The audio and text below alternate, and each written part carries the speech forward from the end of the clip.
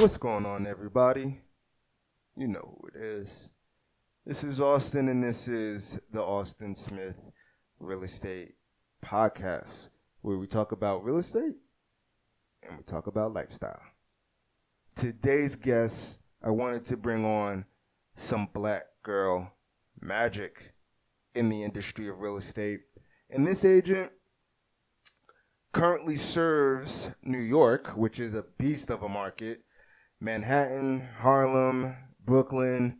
She does it all. Apartment rentals, sales, condo units, the whole kit and caboodle. And the reason why I wanted to bring her on was because I wanted to show just the insight of a black woman in the career of real estate, in which Manhattan, at least, and New York is extremely male dominated. But she's making a killing. She's doing very, very, very well for herself.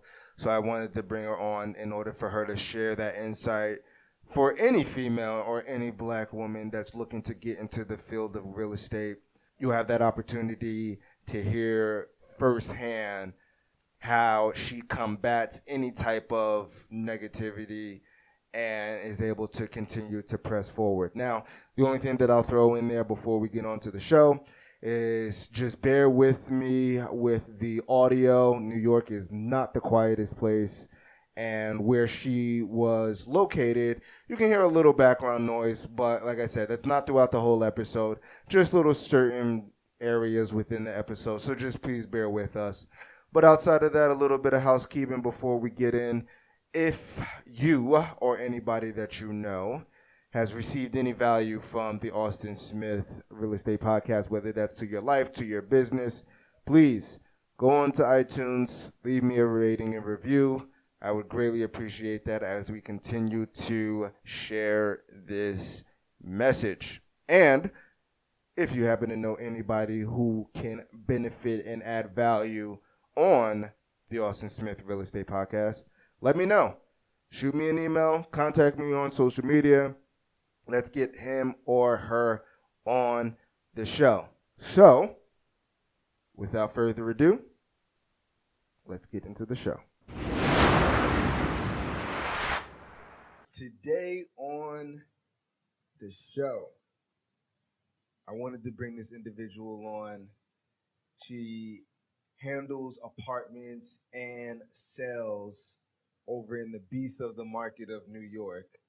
And I wanted to bring her on because I definitely wanted to show the opportunity of women that are dominating the real estate game and taking real estate to a whole new level.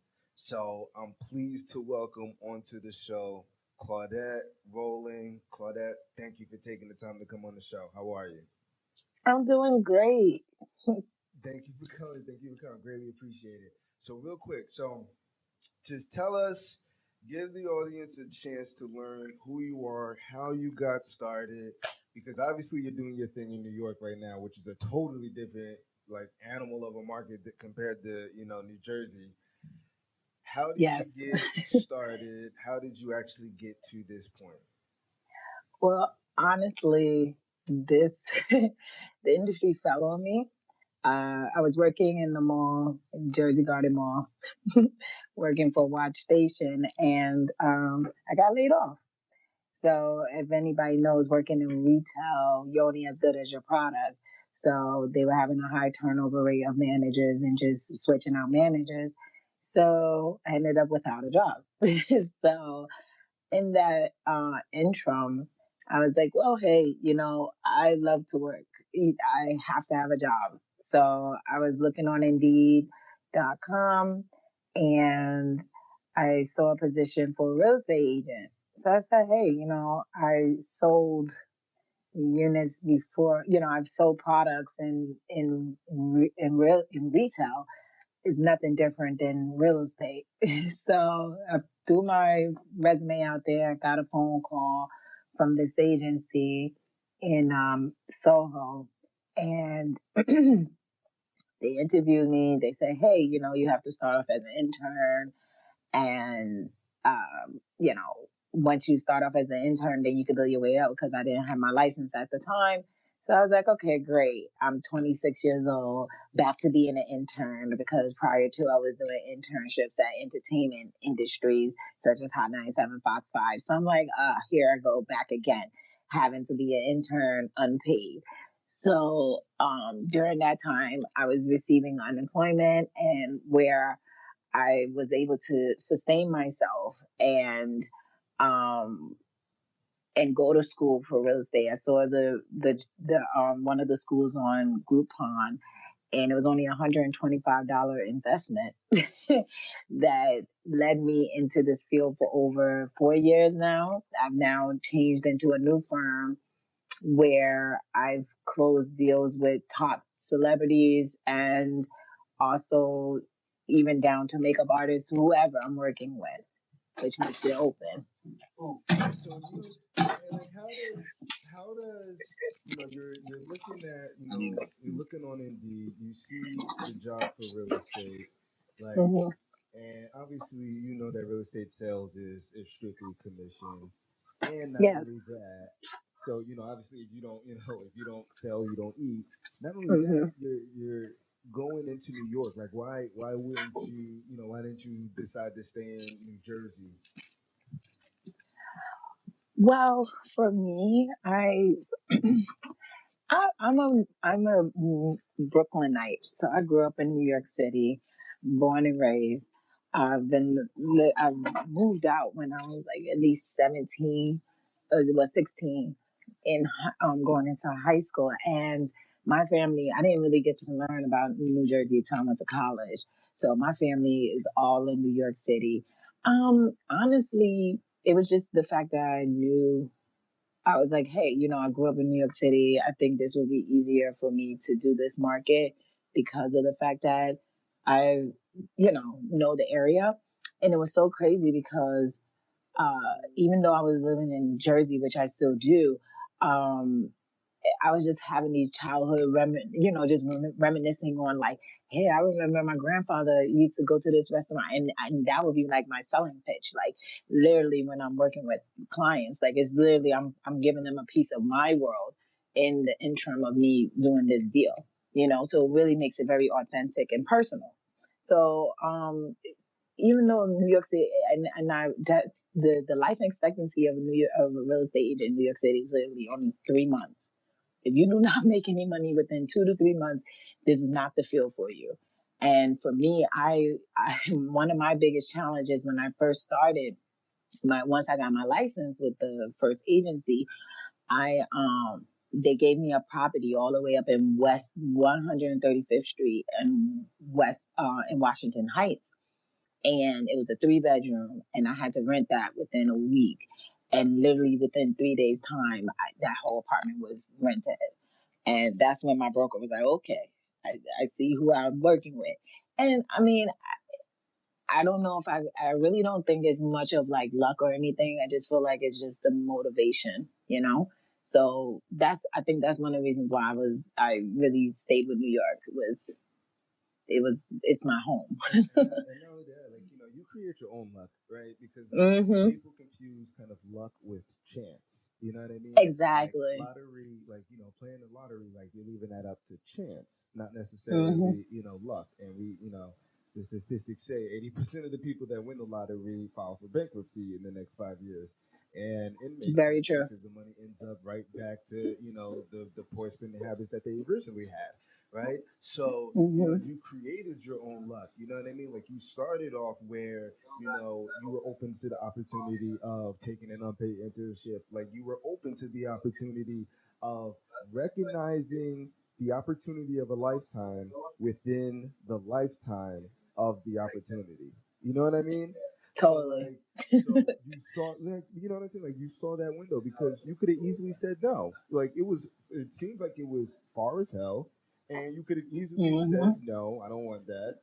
But considering the fact that you went out there, you know that especially in this business, how you have to hustle. You went out there, and you're now enjoying the fruits of the labor, from that decision. So, like that's creating your own luck. You know what I mean? And that's And just and oh, I'm sorry. And just to piggyback off of that, you definitely hit it on the nail. Like, cause for me, I've worked in corporate since 14, like Burger King, all the way up until I was 20, yeah, 25.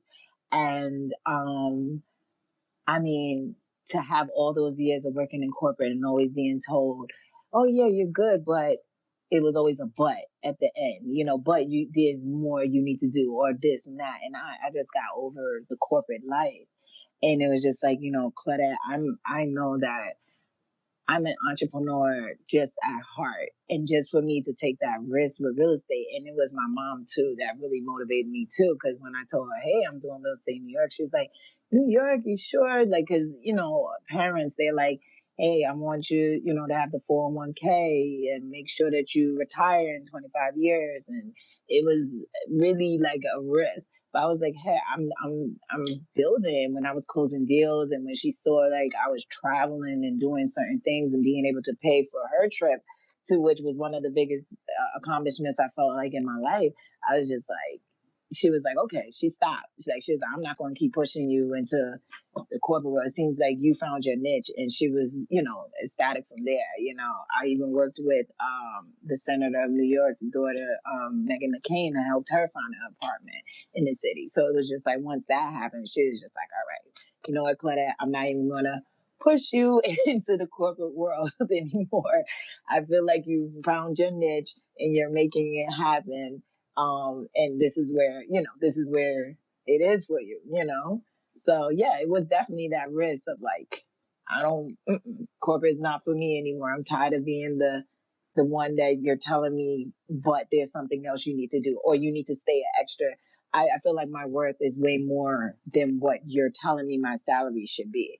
And I love that with real estate. You create your own salary, you create your own worth, and in your own business. You're running your own business. Nobody's on top of you telling you, hey, this is what you are worth, $8 an hour. No, you know. Exactly. So And so starting off like you're you're in your new career, right? And anyone that starts off like in their new career, they find, they kind of get an idea of who's the heavy hitters in the business, or mhm, who are the individuals that are pulling in bank, right? And you get to learn who those individuals are. But right, you're starting off in a market where you're talking your two-bedroom apartment can go for $4,000 with no mhm. problem, and probably be around, I don't know, 500 square feet, 400 square feet, I don't know, whatever. Right? It's a matchbox, right? Yeah. That's what New York is notorious for, especially Manhattan, Mhm. right? So you're talking $4,000 for a small two-bed rental. Obviously, you're in the 2, 3, 4 millions for a three-bedroom condo in Manhattan. Like, how do you go into this new business where everything is kind of commission, and then have the confidence not so much to go after those price points, because obviously those price points equal more money. We're not worried about Mhm. that, but attracting those types of clients is us getting out of our comfort zone. How do you attract those types of clients who have that type of money or that type of net worth to go after those types of properties? Surprisingly, and yes, I totally get what you mean. Like, surprisingly, it's when you have clients saying like, hey, I can do 4,000 2 bedroom. A lot of the times they're roommates and they're doing this, and they're students, or even majority of the time, to be honest, there's really like no high end. But yes, you do have the high end clientele where you have like clients that say, hey, I'm single, I can afford a $4,000 1 bedroom or whatever.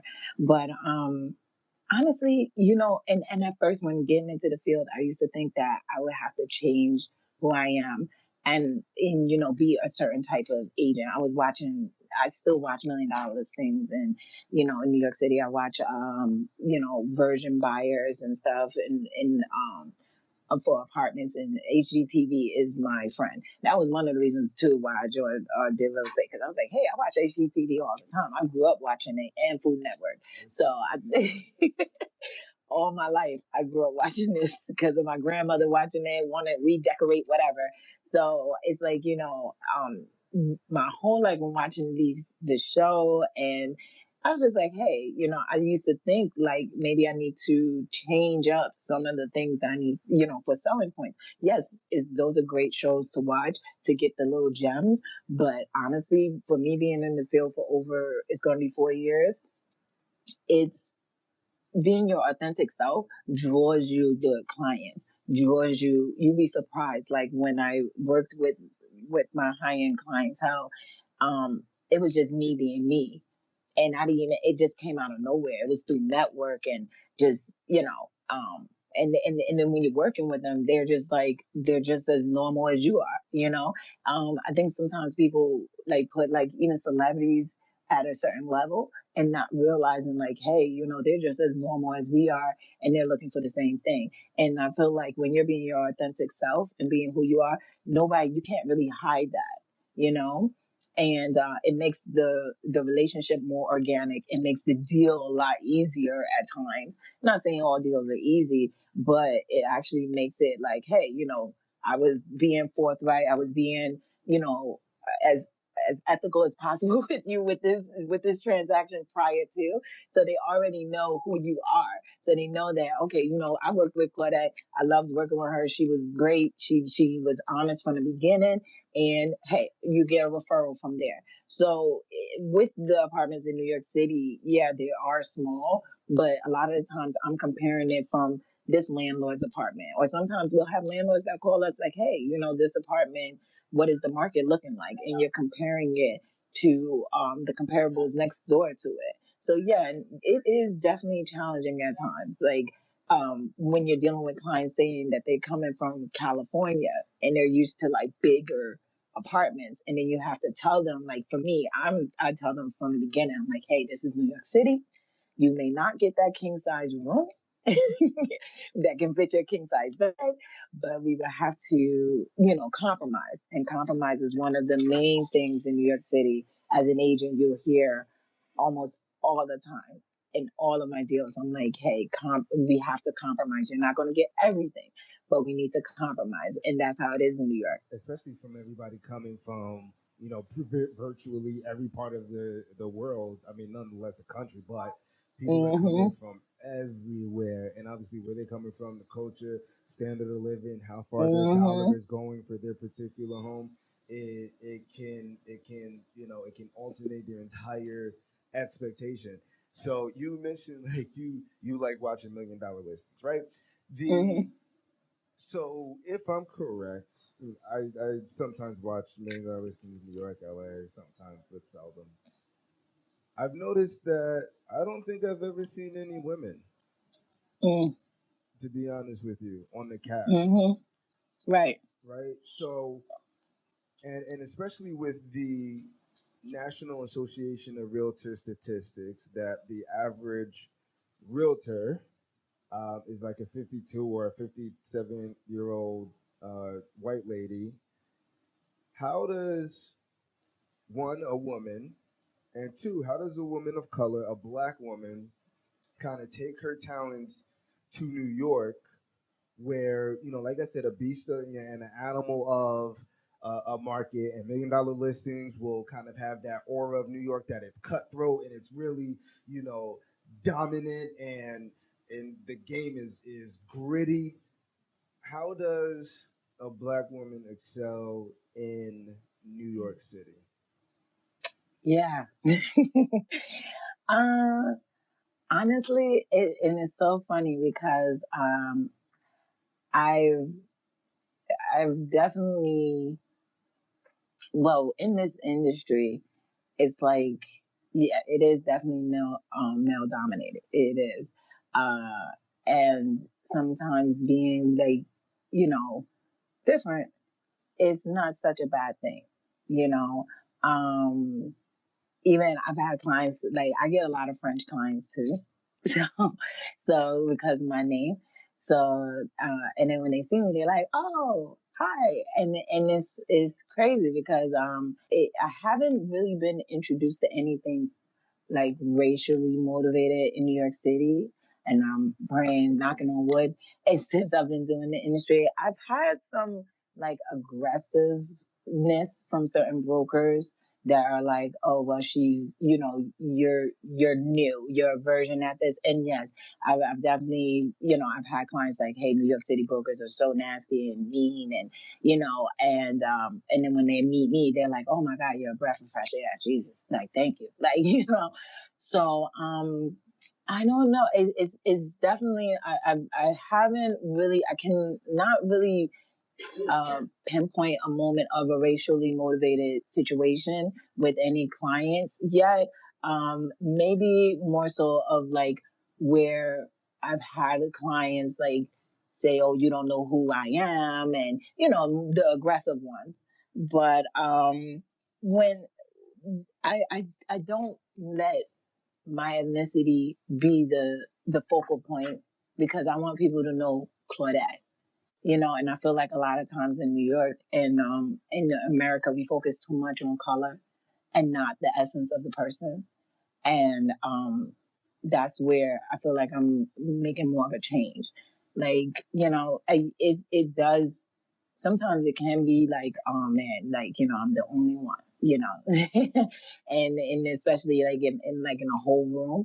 But I feel like when the energy is just focused on like, hey, this is Claudette, or hey, this is so and so, and you're just focusing on the essence of the person, it's like, that whole color thing goes out the window because honestly, in real estate, all we looking for the color is green. We all care about the color green. We want to get this, get the commission in and keep it moving, and that's where there's that difference, and that's one thing I could definitely say I like about real estate is that I meet so many different ethnicities. I mean, landlords, Asian landlords, Israelis. Like I've been introduced, and where I've been, yeah, the only black girl in the room, but my ethnicity has not been the focal point in a conversation. Or like, oh, hey, how is, I heard about this situation and blah blah blah blah blah. Like, yeah, we're aware of it, but it's not the focal point in that in the room. Like it's like, hey, you heard about this new building that came up, or Claudette, I want you to work with me on this deal, or Claudette, things like that. It's like getting to know who Claudette is more so than okay, Claudette's black.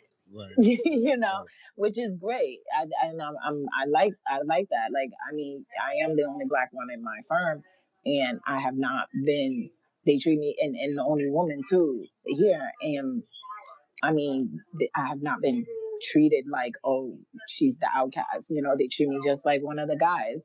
Or even, they do respect the fact that I'm a woman, so they don't, talk crazy. But yeah, it's been a ride. So because there's the I was reading an article or I was listening to a podcast of a psychiatrist, and psychologically, a major difference between men and women is kind of like what they struggle with internally, and hmm usually men will struggle with ego as part of their reason for either failure or not accomplishing something.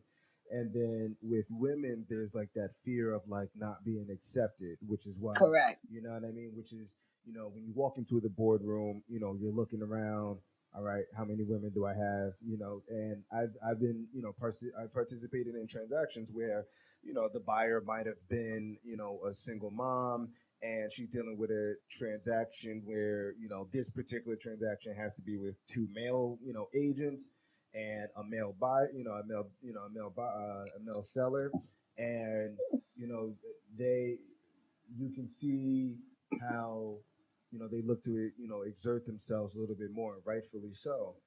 Do you hmm think that you had those same type of worries going into Yeah. a male dominated industry? Well, I won't say male dominated industry. That's just your market, because in New Jersey, like it's female dominated, and Oh, okay. the women are doing extremely well, just on the boss level status. Right. So for New York, where it's maybe more clearer that it's a male dominated market, did you have those fears? Did you have those thoughts? Yeah, So like I said, like real estate fell on me, so I didn't really even know that New York City was such a male dominated industry, and or let alone paid attention to it.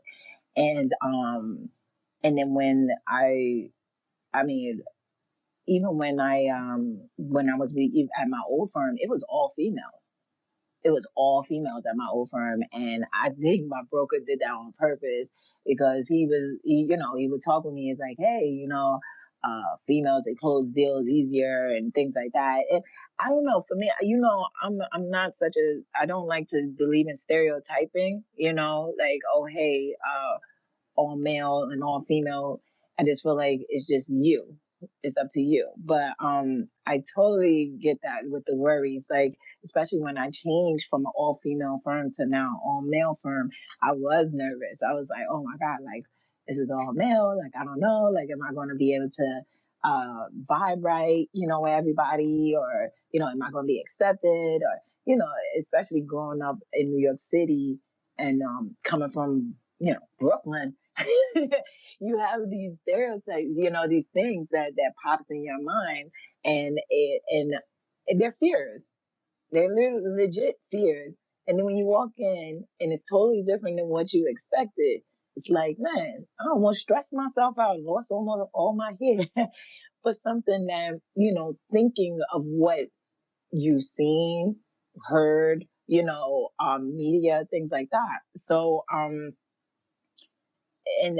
I have and getting off of the point, the girl who referred me here, her name is Yesham. She brought me here to this firm, and she used to work here.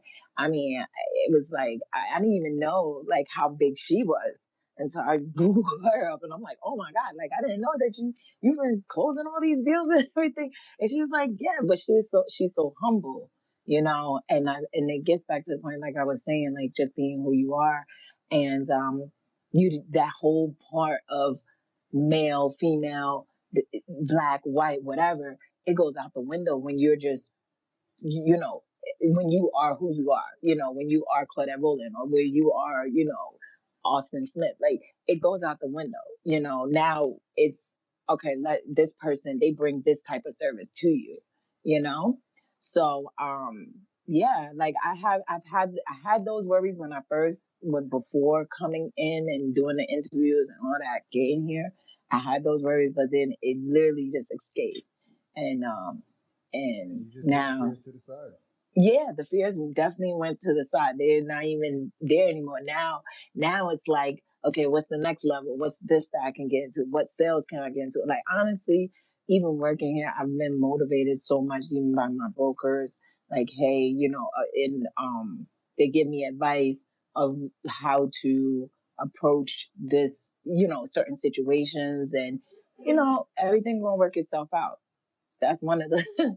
that's one of the things we always go by as I mean, agents. and Like it's everything's gonna work itself 100%, out. because as you can imagine, from start to finish of any transactions, it could be the transaction that looks like it's going to be this piece of cake.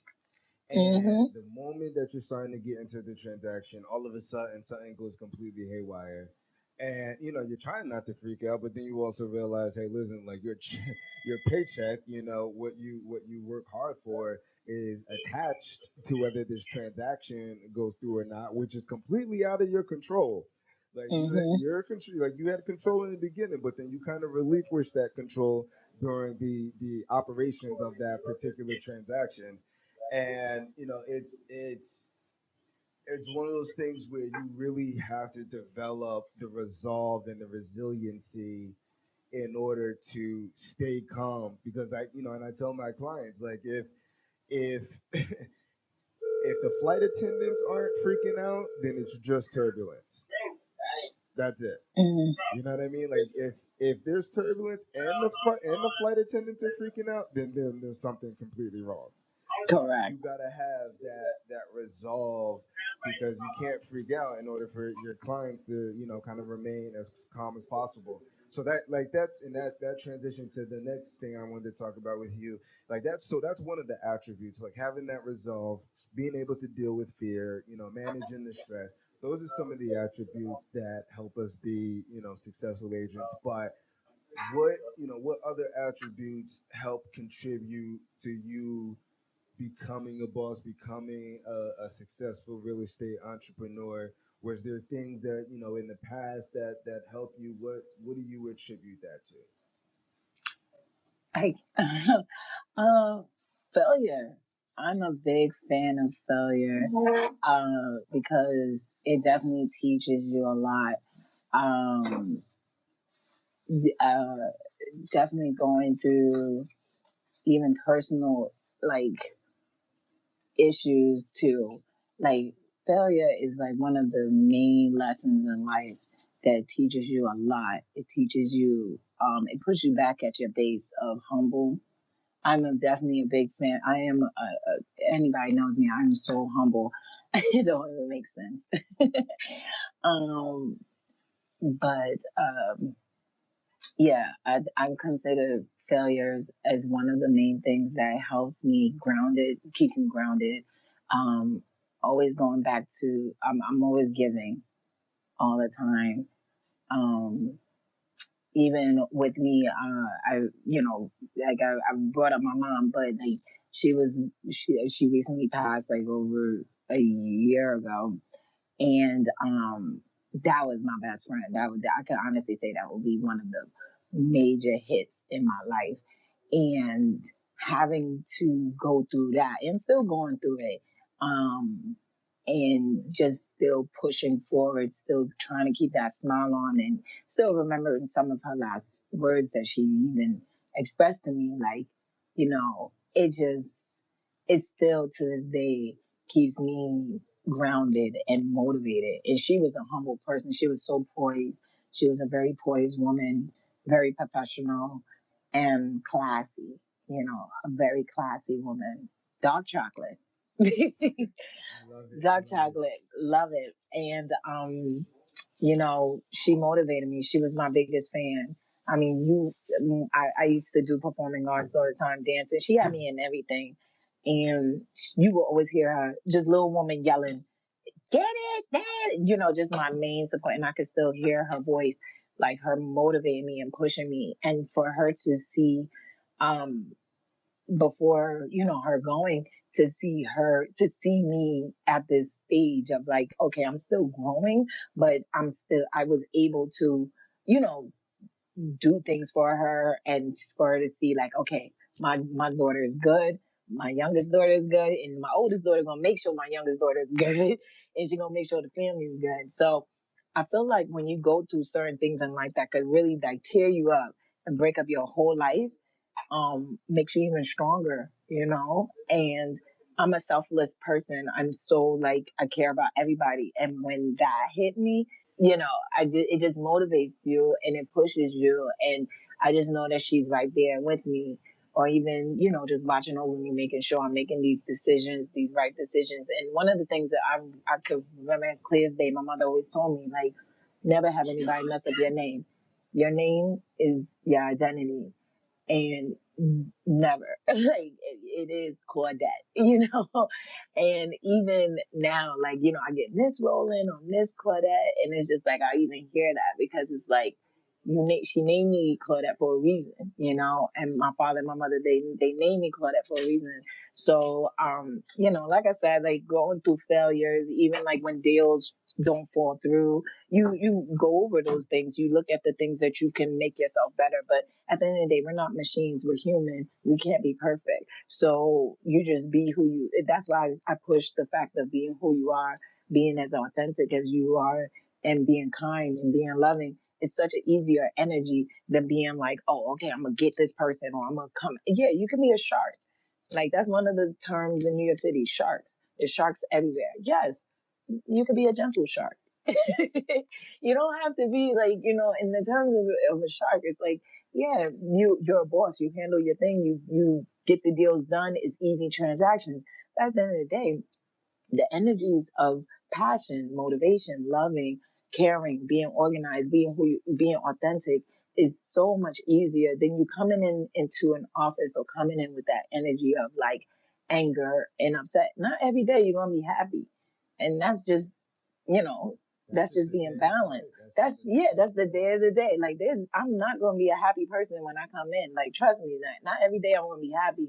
But the essence of Claudette is a kind hearted person, is a loving person, is, when I look at Claudette, like when people hear my name, it should bring a smile to your face. Like, you know what I'm saying? That's how I want to leave this earth, knowing that when you hear my name, or when you, like, you know what, she was a good person.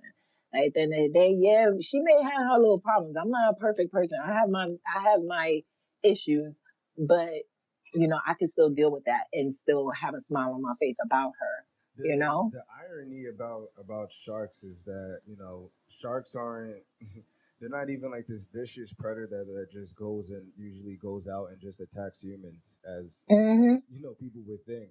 So like Right. in that example, like yes, you can still be a shark, but you can still be an ethical shark. Like it doesn't. Thank you. And that's the point. Exactly. It's so true. Like, you don't have to be the shark that's like, oh, cursing everybody out and the like all that stuff. It don't need to be like that. Cause honestly, the girl who's mentoring me, she's a shark. She is a shark. Like, I mean, just when I Googled her and researched her, I was like, this girl is a shark.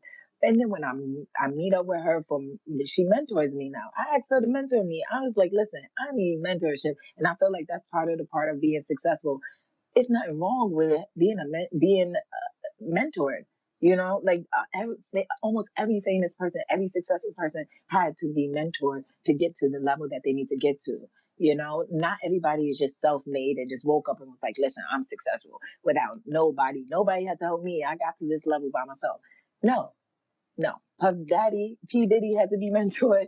Everybody got mentored to get to where they need to get to in life. A hundred And percent agree. I feel like getting into it, I feel like a lot of times people look at real estate, especially New York real estate, as, oh, these brokers, they just steal your money and treat you. Yes, there are some bad apples. There are some bad, unethical apples. I've seen it.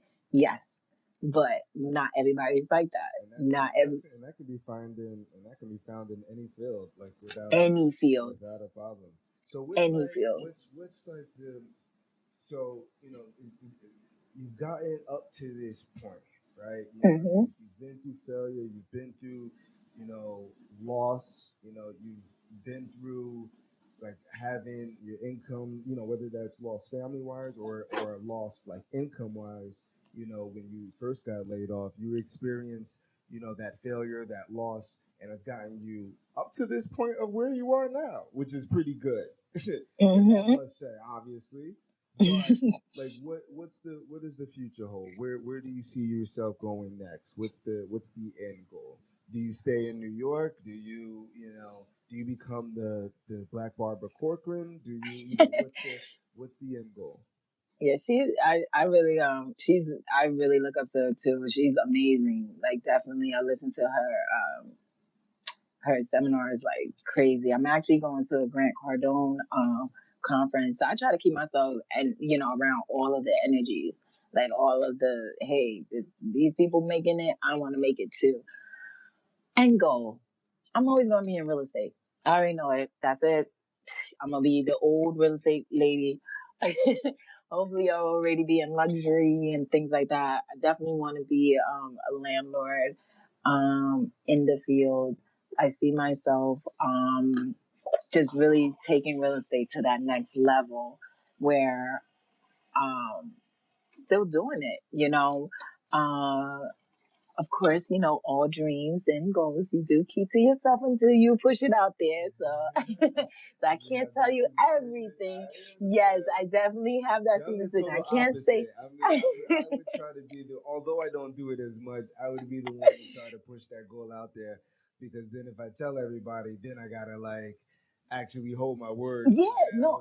now, which is the same with this podcast, right? Because I got like I was putting the plan together for the podcast towards the end of last year, 2017, and Okay. I was like, all right. Let me just do it step by step because usually we try to figure out how to get from point A to point Z like in a day. So I'm like, all right, what's the very next step that I have to do? Just buy the mic.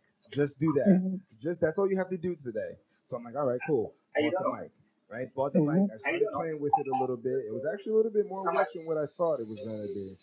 Mhm. And I'm working with it, and the over the course of a couple of months, I had already promoted on my social media. Hey, the Austin Smith Real Estate Podcast is going to be coming out soon.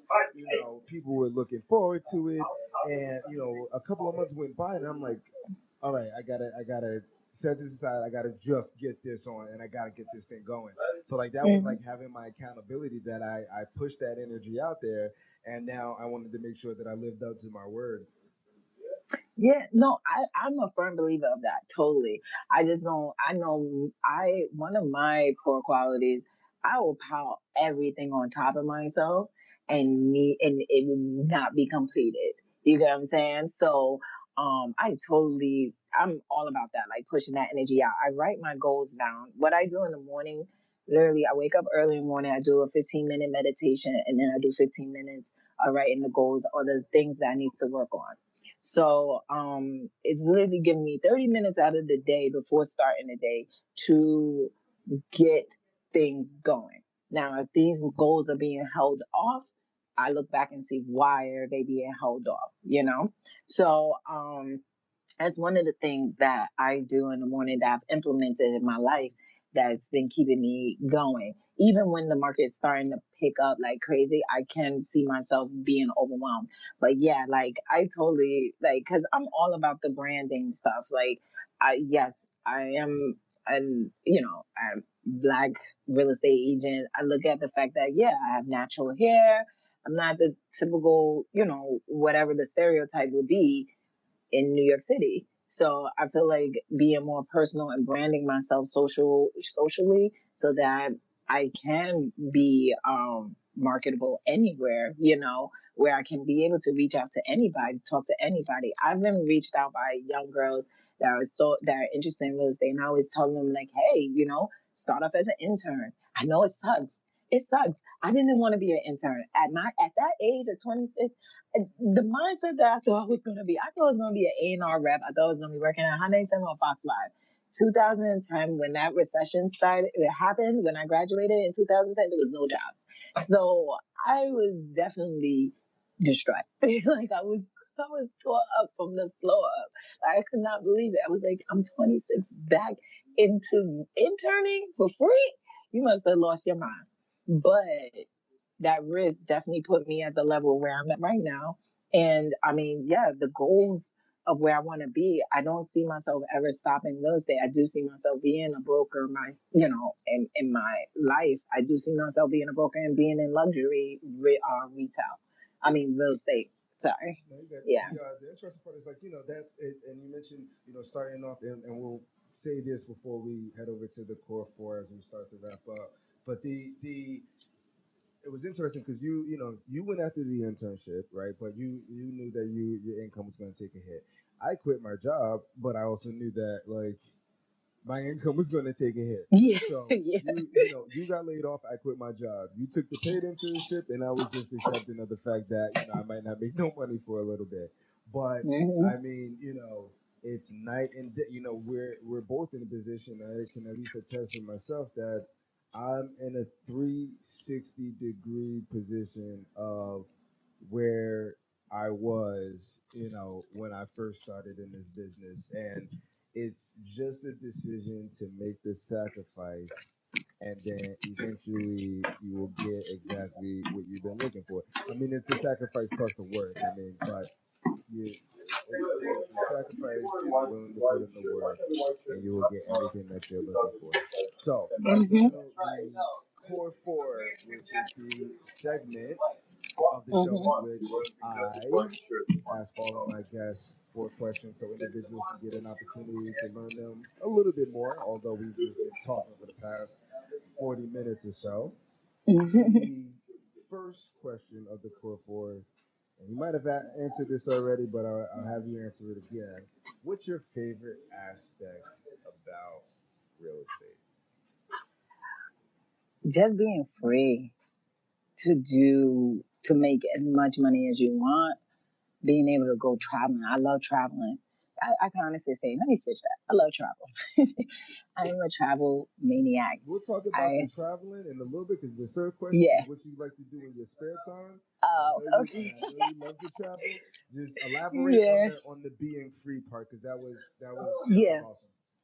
Yeah. So being free, like I where you can be able to make as much money as you want. There's no limits. As an agent, you can go and sell a condo. You can do whatever you. There's no limits to however money you make. You determine your money based off of what you think you are worth. And I think that is the most brilliant and the most amazing part about being a real estate agent. If you want to make pennies, you choose to make pennies. If you tell the client, hey, this is how much my commission is, you're basically telling the client, this is my worth for my service that I gave you. And I feel like when you look at it in that aspect, it's just it's brilliant because it's like, hey, you have these contracts, you're giving a service to someone that is non-recession. Real estate is always going to be here. People are always going to need a place to stay. People are always going to need somewhere to go. Someone needs a business to I open tell up. that People, all the time. People, it's non as long as this human population still continues to increase, I mean, the demand for real estate is going to do it's nothing but go up. Whether whether that's yeah, Yeah, it is. It's such a broad industry. You can do investment. You can be interior designer. You can be so much part. I feel like people just focus, and that's where you have to have an open minded perspective if you want to succeed in any field. It doesn't matter if it's real estate or whatever. Because I know, like New York City was first of all one of the things is New York City was one of the first cities to come up from out of the recession really quick because of the fact it's one of the financial capitals in the world. So it only makes sense that will come back up from such a heavy hit. We've had major natural disasters like with Sandy and all of that, and it has affected the real estate market. But the whole part is how you is all in how you revamp it. Whenever you can't change the wheel. The wheel is there for a reason. It has not changed. As long as you out there marketing yourself, telling people this is what I do, this is what I do, this is what I can offer you, and things like that, people are always gonna come to you. They're always gonna come to you. People gonna refer you. People gonna keep giving you. As long as you are doing that, that is the most simple formula. The simplest thing you can do is just getting out there, putting them boots on, and going out there to meet everybody. it's that simple. Just work. It is that simple. Just work. It's so like Completely agree. literally. I had the way I got my one client. I had lunch with a friend. They were like, "Hey, actually, I have a friend that's looking for an apartment. I'm gonna send her your contact." Girl comes to me one day. We showing apartments. Okay, Claudette, I'm ready to close. Literally, it's just take people. It's so like when it's not rocket science, and I feel like sometimes people look at real estate as it being a rocket science thing, or agents who stress themselves out who have no hair. They look at it like that and they're like freaking out. And it's like literally just go and talk to a friend of yours or family member of yours, and they'll send talk to your loved ones. They'll pass your information around. But the main part of it is making sure that you are giving them that service that you are saying. Be who you say. If you're just saying that you're giving great service, give them that great service. Don't be the agent that says that you're going to do this and then it doesn't happen. And now your reviews, everything is looking like trash. You know. Exactly. Exactly. So Okay, Claudette. And second question of the core four: what's your favorite business or personal development book? so my favorite business and personal development book right now, like I was telling you before, I am getting mentored, and my mentor has given me the book by Grant Cardone called The Closer. It's really great. Honestly, probably the most one of the hardest books I've ever had to try to get. But beyond, when we were in college and trying to get our textbooks that we needed for our classes. This book, I could not get it off of Amazon. I couldn't get it off of anything. Like, it's a high popular demand book. I really like it because of the fact that it gives you different worksheets to do in the book, and it also it's not just even just about closing just deals, but it also like closing in life.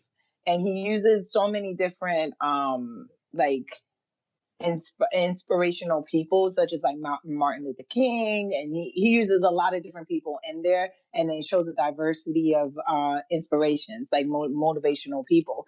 So one of the things I remember from the book, he was like, um, write down one of your challenges that you deal with, like especially like with being in real estate. Every client you speak to, you don't close. So he was like, write down the adversities, write down the reason why you didn't close that person. And it made me think. I'm like, well, maybe because that person didn't answer the phone, but why did they? So you can go back and look and see the things that you need to work on, or the things that you may think that, okay, that's just my selling pitch, or that's just the way I sell. Maybe that person just didn't want nothing, or there could have been a different approach. So I do that like every day now. Like I'm starting to implement that in my life. Like, consistency is the key to success with anything. I'm starting to implement that. Like at the end of the day, just go over maybe 5 clients or whatever. I can't go over everybody, but if it's 5 clients, and then just write down like, okay, what happened? Why didn't I close this client? Why didn't I, why wasn't I able to successfully execute this deal with this person, or even establish a conversation with this person and made them interested in working with me. So I really like that book. That book I definitely would recommend for anybody, whether it be sales or any business that they're in, to use, as a good piece.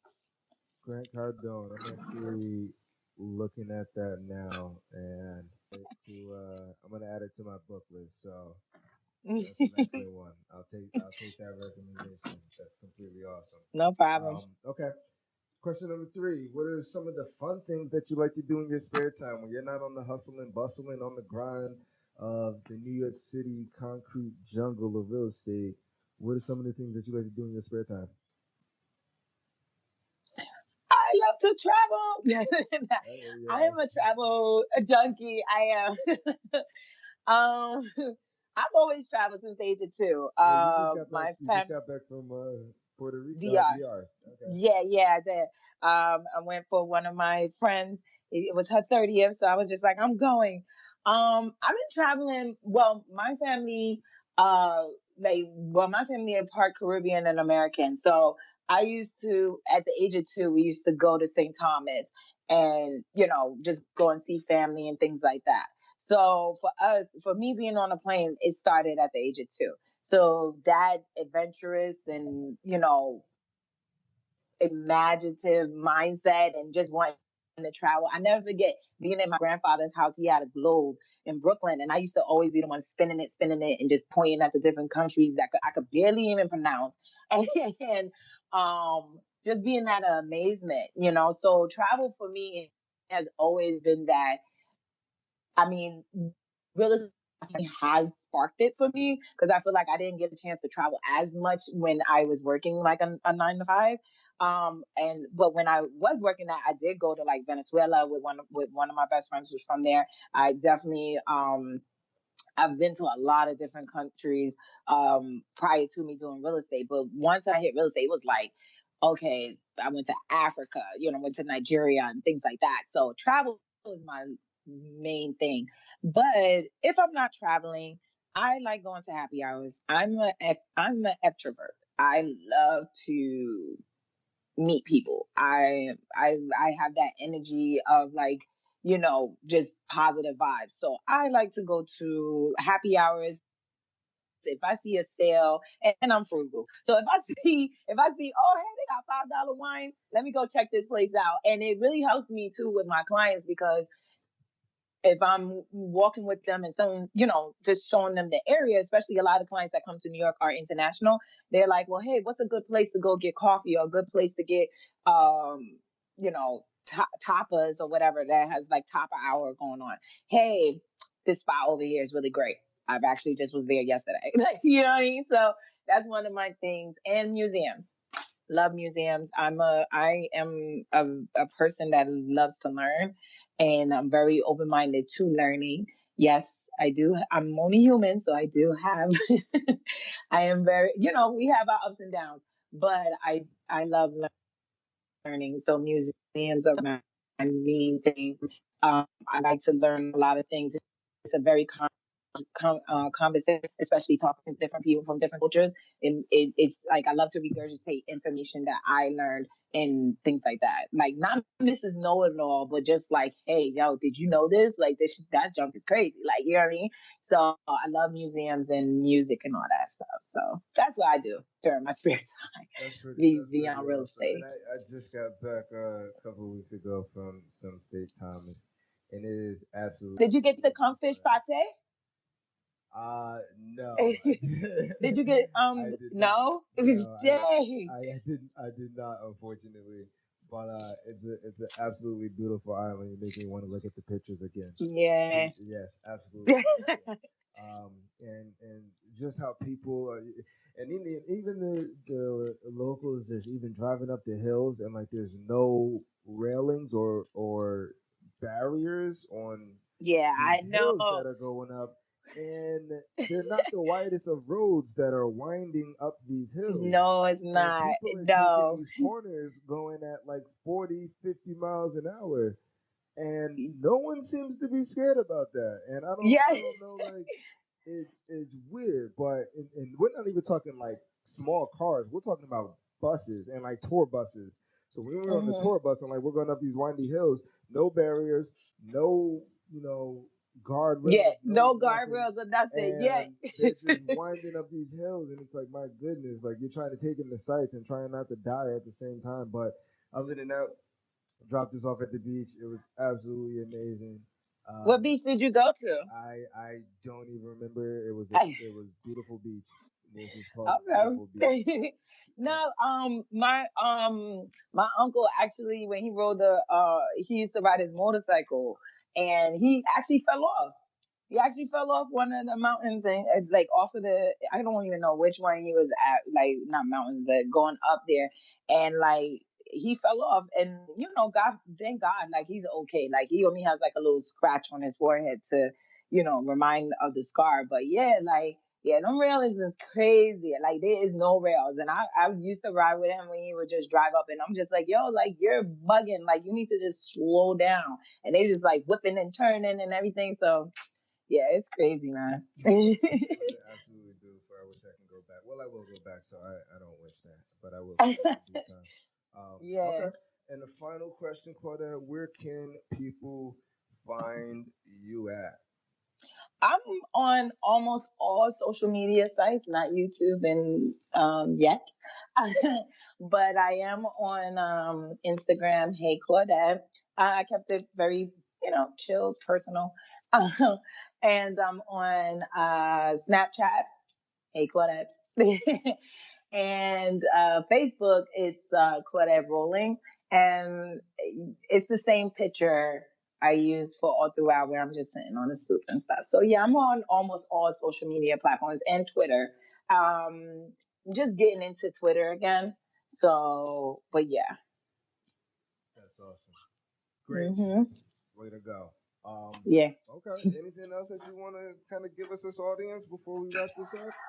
No, this is really awesome. Here's a bonus question, Hmm. and we'll end it with this. Um, and I'll have to ask you to be brief, only because the podcast episode is a little bit longer, but some great content. We started to get into some real conversations.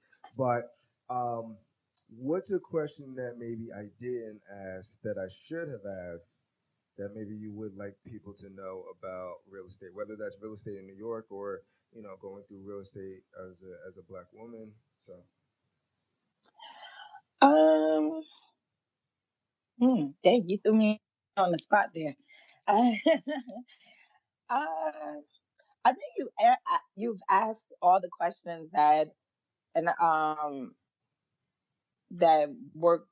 I think you really filled everything. I mean, being yes, honestly, yeah, I feel like all the questions really answered all those wandering like, dang, like, should I, being a black woman in New York City or whatever doing real estate? Because, yeah, real estate is, especially in New York, is a male dominated location. So it's like, dang, should I do it? I always have a lot of young black females that will text me, or not even just black female, like, let's say brown skin, like, you know what I'm saying? Like women of color.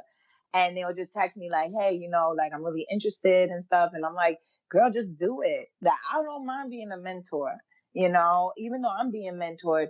The person that's over here pushing, getting this information from me could surpass me. Like, you know what I'm saying? And like, there's no like boundaries to this.